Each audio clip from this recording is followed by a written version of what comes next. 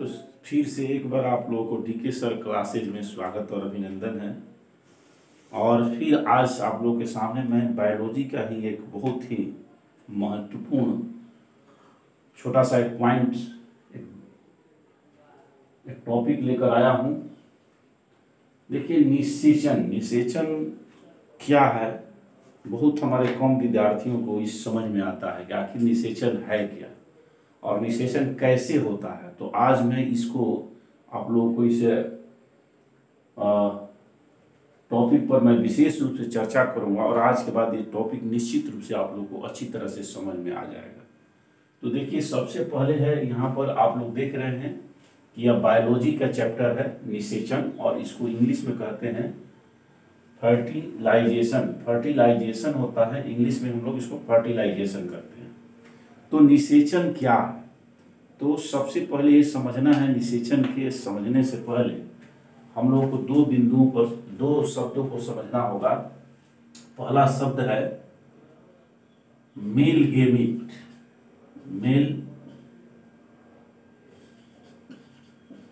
Male gamete इसको कहते हैं नर युग्मक।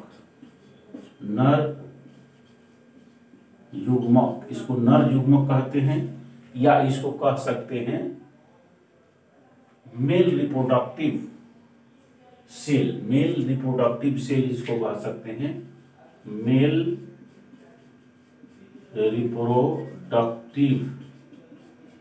रिप्रोडक्टिव सेल कह सकते हैं।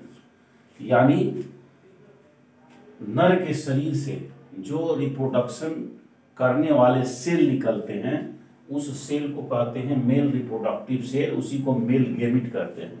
और दूसरा है फीमेल गेमिट। फीमेल गेमिट कहते हैं। तो फीमेल गेमिट जो है इसको कहते हैं मादा युग्मक। हिंदी में इसको कहेंगे मादा युग्मक कहते हैं। तो अगर कोई आपसे पूछ भी सकता है, क्वेश्चन और भी खड़ा होता है यहाँ पर कि मेल गेमिट क्या है, तो उसके परिभाषा हम यहाँ दे दिए हैं मेल रिप्रोडक्टिव सेल। यानी gamete is a male reproductive cell. यहाँ पर मेल में पूछेगा तो नर युग्मक का पूछेगा तो मेल रिप्रोडक्टिव सेल, यानी male gamete is a male reproductive cell. यह जो है नर के शरीर का ना वो रिप्रोडक्टिव सेल है, और यहाँ फीमेल के ही रिप्रोडक्टिव सेल है। फीमेल जो गेमिट है ये फीमेल के शरीर से निकलने वाले रिप्रोडक्टिव सेल है। तो ये मेल रिप्रोडक्टिव जो सेल है इसको हम कहते हैं स्पर्म। इसको स्पर्म कहते हैं, और इसको हम लोग ओवम या इसको एग भी कहते हैं। इसको एग कहते हैं। तो जैसे देखिए, ये स्पर्म जो है और यहाँ पर एग है, तो इसको हम अंडाणु भी कहते हैं, इसको शुक्राणु भी कहते हैं। हिंदी में अगर हम कहें तो इसको शुक्राणु कहते हैं, और इसको अंडाणु कहते हैं। इसको अंडाणु कहा जाता है। तो देखिए, इस तरह से क्या होता है कि जब इन दोनों का संगलन होता है, जब दोनों का मिलन होता है एक तरह से कहिए, तो ये स्पर्म जो है ये जा करके अंडाणु से जब मिल जाता है, मैच कर जाता है, इसको संगलित करता है, इसके साथ संगलित हो जाता है। संगलन, इसको हिंदी का शब्द है संगलन ना, फ्यूजन, इसको फ्यूजन कहते हैं। तो इस क्रिया को निषेचन कहते हैं। तो आप इसको समझ लिए होंगे, तो अब आपको समझ में आ गया होगा कि निषेचन किसे कहते हैं।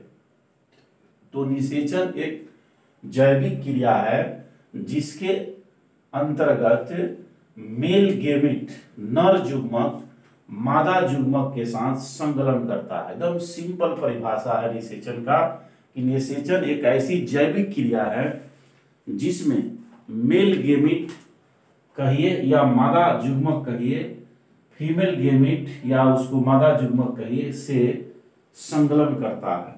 यानी निषेचन एक क्रिया है जिसमें नर युग्मक मादा युग्मक से संगलन करता है। अब देखिए, ये जो नर युग्मक है ये मादा युग्मक से जैसे मिल गया, इसको हम लोग कहते हैं जाइगोट, इसी को जाइगोट करते हैं, इसको जाइगोट करते हैं। और यही जाइगोट आगे डेवलप करके इन्फेंट चाइल्ड बन जाता है, नवजात बच्चा, यानी यही नवजात बच्चा में परिवर्तित हो जाता है। ये मेल के, अगर मान लें कि ये हम लोग के जैसे मानव में कहा जाए तो देख लीजिए एक प्रोसेस है जहाँ पर आप लोगों को बता दिया गया कि नर युग्मक जो है मादा युग्मक से जब संलग्न करता है तो संलग्न करने के बाद जो सेल बनता है, अगला जो सेल बनता है उसको हम जाइगोट कहते हैं। और यही जाइगोट को आगे चलकर हम लोग भ्रूण भी कहते हैं, एम्ब्रियो जिसे भ्रूण कहते हैं। और यही भ्रूण आगे डेवलप करके नवजात शिशु में कन्वर्ट हो जाता है। तो इस तरह से निषेचन बहुत इंपॉर्टेंट बिंदु है, एक चैप्टर है, छोटा है लेकिन बहुत इंपॉर्टेंट है। तो इस तरह से निषेचन किसे कहते हैं एक बार फिर से याद कर लीजिए।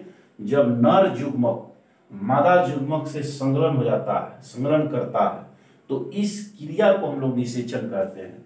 और निषेचन के बाद क्या बनता है, कभी कभी पूछ देता है प्रश्न कि निषेचन के बाद क्या बनता है, तो निषेचन के बाद आप लोग को जाइगोट बनता है। और यही जाइगोट आगे डेवलप करके भ्रूण बनता है, और भ्रूण ही आगे डेवलप करके आपको नवजात चाइल्ड में बदल जाता है। तो इस तरह से बहुत इंपॉर्टेंट है। और इसमें एक और क्वेश्चन भी है कि मेल गेमिट को क्या कहते हैं, तो शुक्राणु कहते हैं। मेल गेमिट को क्या कहते हैं, नर युग्मक का नाम क्या है, स्पर्म इंग्लिश में कहेंगे, और हिंदी में इसको शुक्राणु कहते हैं। उसी तरह से फीमेल गेमिट को क्या कहेंगे, मादा युग्मक को क्या कहेंगे, ओवम कहते हैं, ईव कहते हैं, ये भी याद रखना है। तो चलिए ये हम लोग को आज इसकी परिभाषा हम जान लिए। अब हम इसके जानते हैं प्रकार, निषेचन के प्रकार। तो निषेचन के प्रकार, निषेचन दो तरह के होता है, दो प्रकार के निषेचन होता है। अगर हम आगे क्वेश्चन आप लोग से करें कि how many kinds of fertilization, how many kinds of fertilization, यानी फर्टिलाइजेशन निषेचन कितने प्रकार के होते हैं। तो इसको इंग्लिश में अगर लिखना चाहते हैं तो लिख सकते हैं there are two kinds of fertilization. Fertilization दो प्रकार का होता है, फर्टिलाइजेशन यानी फर्टिलाइजेशन दो प्रकार का होता है। एक पहला है जिसको हम लोग कहते हैं बाह्य निषेचन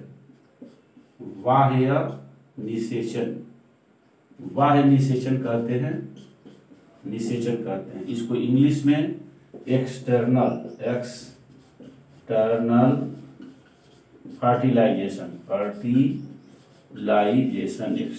फर्टिलाइजेशन, और दूसरा है अंतः निषेचन, इसको कहेंगे अंतः निषेचन,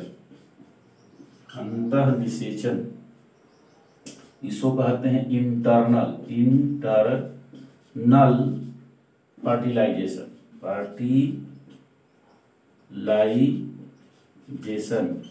इंटरनल फर्टिलाइजेशन। तो देखिए इस तरह से निषेचन के दो भेद हो गए, निषेचन के दो प्रकार हो गए। और इसमें हम लिख दिए इंग्लिश में how many kinds of fertilization, there are two kinds of fertilization दो प्रकार के होता है। First is external fertilization and second is internal fertilization. तो जब फर्टिलाइजेशन की क्रिया शरीर के, देखिए नाम में ही परिभाषा है, यहाँ दोनों नामों को आप ध्यान से देखिएगा तो आपको पता चल जाएगा इसका डिफिनीशन। तो कह रहा है कि बाह्य निषेचन यानी वैसे निषेचन जो जीवों के शरीर के बाहर होता है। कुछ जीवों में ऐसे है क्रिया होती है कि फर्टिलाइजेशन की क्रिया जो है शरीर के अंदर नहीं होती है, बाहर होती है। जैसे आप मेढक देख लीजिए, मछली देख लीजिए, इस लोग के फर्टिलाइजेशन की क्रिया जो होता है, मेल गेमिट फीमेल गेमिट के जो मिलने की क्रिया होती है उस शरीर के बाहर होती है।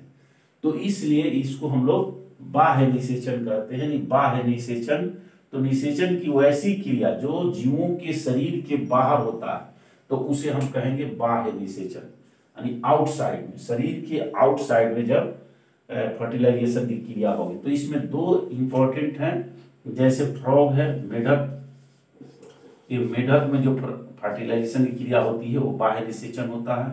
और फिश है मछली, इसमें जो निषेचन की क्रिया होती है वो शरीर के बाहर होती है। दोनों क्रियाएं जो है मेढक है और मछली है।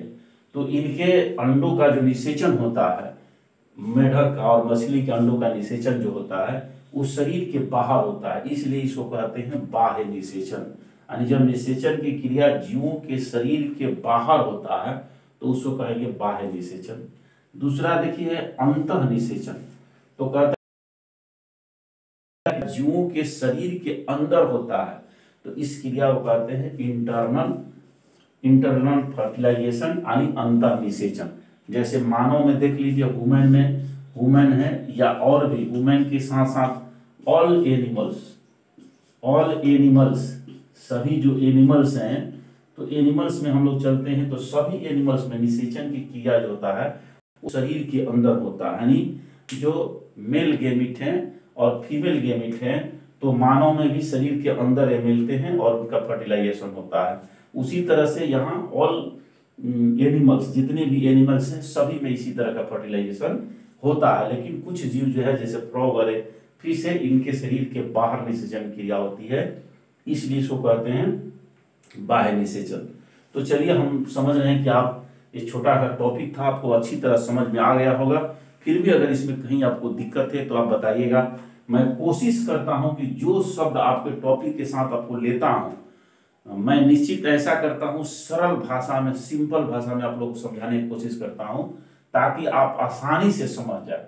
और एक बात और है कि अब जैसे मैं इसको इंग्लिश हिंदी दोनों में लेकर चल रहा हूं कि जो भी हमारे विद्यार्थी हैं तो उनको अच्छी तरह से इंग्लिश में भी समझ में आ जाए और हिंदी में भी समझ में आ जाए। और जो लोग सीबीएसई बोर्ड के हैं, जिनके लिए जो इंग्लिश मीडियम वाले हैं, तो उनके लिए ये अलग से आप लोग को वीडियो बना देंगे।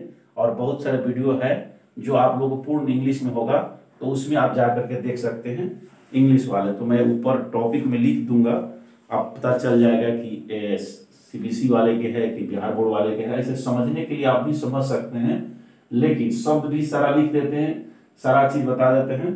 लेकिन फिर भी आपको कहीं दिक्कत है तो फिर निश्चित रूप से आप कमेंट में बताइए। तो चलिए बहुत बहुत धन्यवाद आज के इस क्लास में आप लोगों को, और फिर अगले वीडियो में आप लोगों से मिलेंगे। लेकिन एक बात जरूर कहेंगे कि आप लोग जरूर लाइक कमेंट करें, शेयर करें और इसको चैनल को सब्सक्राइब कर लें ताकि आने वाले वीडियो जो है आप लोग बहुत मजेदार वीडियो होने वाला है। मैं साइंस का मैं बताया हूं कि पूरे फिजिक्स, केमिस्ट्री और बायोलॉजी का पूरे टॉपिक, जो भी टॉपिक हो, उन सारे टॉपिकों को बिल्कुल साधारण भाषा में, सरल भाषा में आप लोगों को समझाऊंगा, जो कमजोर से कमजोर विद्यार्थी भी हमारे आसानी से समझ जाएंगे। तो इस तरह से मैं अगले फिर आप लोगों को टॉपिक लेकर आऊंगा।